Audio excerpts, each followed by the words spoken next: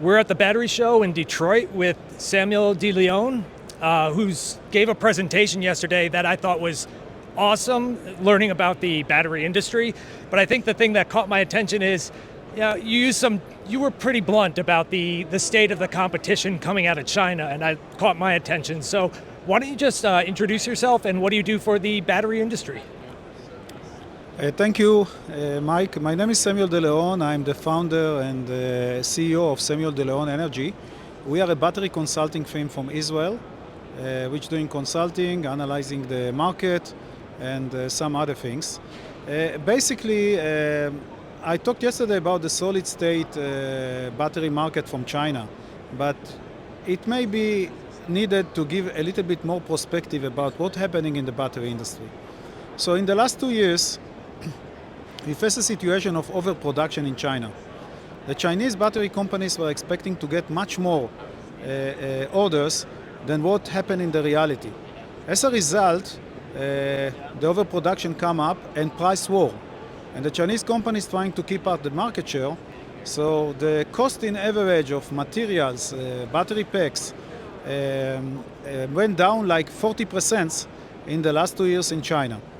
That, together with taking the subsidies for e-mobility in Europe and North America, together with the tariff issue that's put some uncertainty for investors. They're afraid to invest. They don't know what will be tomorrow morning. All of that together causes a situation that the supply chain in Europe and North America cannot compete with what is coming from China. I was trying in my presentation also to focus on the technology, the innovative technology coming from China. It's not just a question of competition or price. It's also that the Chinese companies are leading the industry with the new technologies like solid state.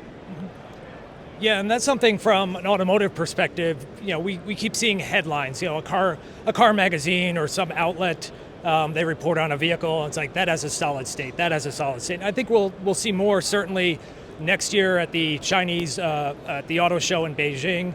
But can you explain the different types or different levels of solid state? Because they're not all the same.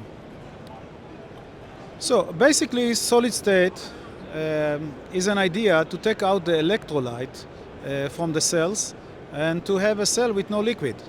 Now, if you have a cell with no liquid, you have no leaks. And more than that, the liquid electrolyte is the only organic material inside the cells. So when you get rid of that, theoretically, you shouldn't have fires. So the motivation to go into solid is mainly safety.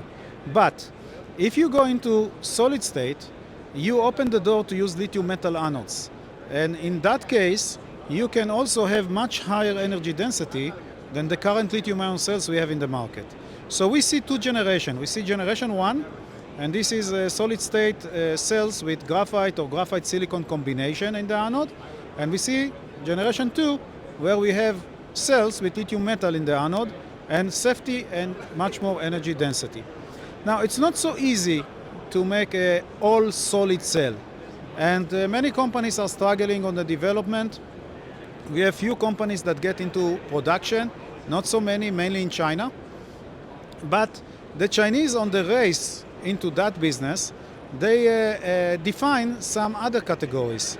So if an ordinary cell, having an average 15% of the weight as a liquid electrolyte, they define something called semi-solid. And in that case, the amount of liquid electrolyte is between 5 to 10% of the cell mass. And also they define another category, quasi-solid, where the electrolyte is 0 to 5% of the mass.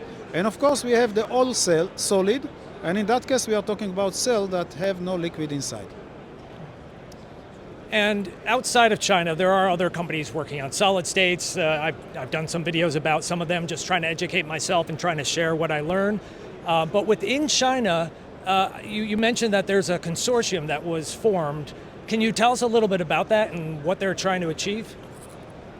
So the Chinese government willing to speed up the solid-state development because of the same reasons I talked about them before, safety and performance. And they founded a consortium which having the leading Chinese battery companies like CATL, BYD, EVE and others, and gave them budgetaries and plans in a way for them to speed up the process of commercialization of different type of solid-state batteries. And indeed, when I was at CIBF, the largest battery event in the world in China, on last May, we can see that all the leading Chinese cell makers presenting some sort of solid-state solutions. Some of them already in production. It's possible to buy those cells. My company is selling samples of those cells to customers in Europe and North America. It's not theoretical, it's real change. The market is going toward that direction, and definitely China is leading that trend. Yeah, it seems like they've kind of formed like an all-star team of companies to work on this and to stay ahead of, whether it's U.S. companies, Japan, Korea. So I guess given the innovation that you see outside of China and the work being done by some companies, when will we catch up, or will we catch up given the current pace that we're going towards? So the main problem is that the companies in the Western world cannot compete with the pricing and technology coming from China. The Chinese are doing a great job. They have excellent scientists, and they have human power, they have automation, time to market is very fast. So they are competing much better. If I see the world out of China, I see development of solid state. I can mention some companies like Solid Energy, like QuantumScape, like Solid Power here in the US. But unfortunately, none of them is getting into production.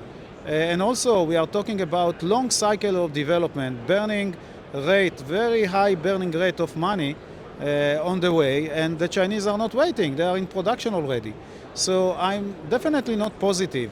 I think that without having a national program coming with the American government and the European Union, realistic program that will support building up supply chain in Europe and North America, we are not going to make it. If China today is 75% of the market, and some analysts thought 2-3 years ago that because of building supply chain in Europe and North America, their market share will go to 60%, I want to say this is all bullshit. China is racing to 85% of the market in 2030. And who knows if beyond that it's not going to be more, unless there are going to be some realistic plans to build up supply chain in Europe and North America. Now, globally, it's not healthy that 85% or more of the industry will be in one country. That generates a lot of problems, and definitely when batteries is an essential material for many type of devices. And we need to have something more stabilized globally, where production is split between different countries, different continents, and allowing to build up a healthy industry. No, there were definitely some, I guess, positive speeches and remarks given at some of the keynote and everything. And there is a lot of energy in this room, and I'm glad events like this happen. But it's also good to be honest and sobering sometimes when you know you're behind and the rate of innovation, the rate of catching up just isn't there. So I want to thank you for the information, your expertise, and I'll put information about where people can get in contact with you, because you're an expert in this field, and I just want to thank you for sharing your information. You are welcome. Thank you. Thank you.